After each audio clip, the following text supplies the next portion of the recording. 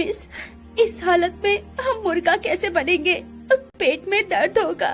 होगा तो होगा, मैं क्या करूं? इस उम्र में गर्भवती होने के लिए मैंने कहा था क्या? अर्चना ने तीनों की बातों पर ध्यान ही नहीं दिया। तीनों को मुर्गा बनना पड़ा। उन तीनों का पेट फूला हुआ था।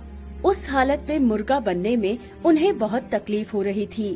पेट में बहुत दर्द हो रहा था। बहुत दर्द हो रहा है मिस। हाँ मिस, कान नहीं पकड़ पा रहे, बहुत तकलीफ हो रही है, हमें छोड़ दीजिए ना मिस। लेकिन अर्चना का ध्यान उन लोगों की बातों में था ही नहीं। उन तीनों को रोते देख अर्चना उल्टा उन्हें ही मारने लगी। तुम लोग मुर्गा बनने के बजाय रोने क्यों लग गई? तुम्हें तो सजा देनी होगी। ये बोलकर अर्चना मोटा सा डंडा लेकर उन तीनों को मारने लगी। डंडे से मार खाते खाते तीनों के हाथ पैर से खून निकलने लगा। तीनों दर्द से तड़पने लगी। लेकिन अर्चना ने फिर भी तीनों को मारना बंद नहीं किया। लेकिन 11वीं कक्षा में पढ़ने वाली तीनों बहनें गर्भवती हुई कैसे और इससे आगे क्या होगा, ये जानने के लिए हमें थोड़ा पीछे जाना होगा। टीना, मीनू और पूजा तीनों जुड़वा बहनें थी। वो तीनों अपने माता पिता के साथ खुशहाल जिंदगी जी रही थी। लेकिन एक दिन उनकी माँ बीमार पड़ गई। डॉक्टर ने कह दिया कि अब वो ज्यादा दिन नहीं बचेगी। टीना, मीनू और पूजा तब सिर्फ 5 साल की थी।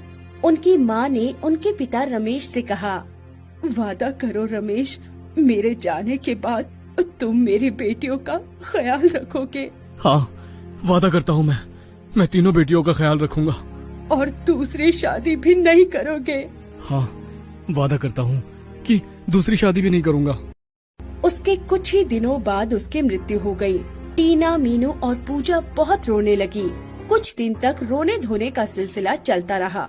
रमेश को भी दुख पहुंचा, लेकिन कुछ ही दिनों में वो अपनी बीवी को किया हुआ वादा भूल गया। शादी करने के लिए वो उतावला हो गया। अरे, बीवी के बिना मैं कैसे रहूं? उम्र ही कितनी है मेरी, मुझे फिर से शादी करनी है। रमेश लड़की ढूंढने लगा। वो अच्छा खासा कमाता था और उसे अब कमाने वाली बीवी चाहिए थी। इसीलिए उसने अर्चना को पसंद किया।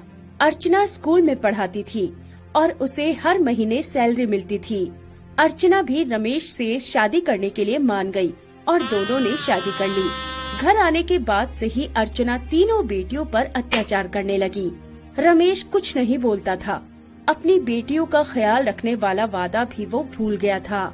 टीना, मीनू और पूजा दुख भरी जिंदगी जीने लगी।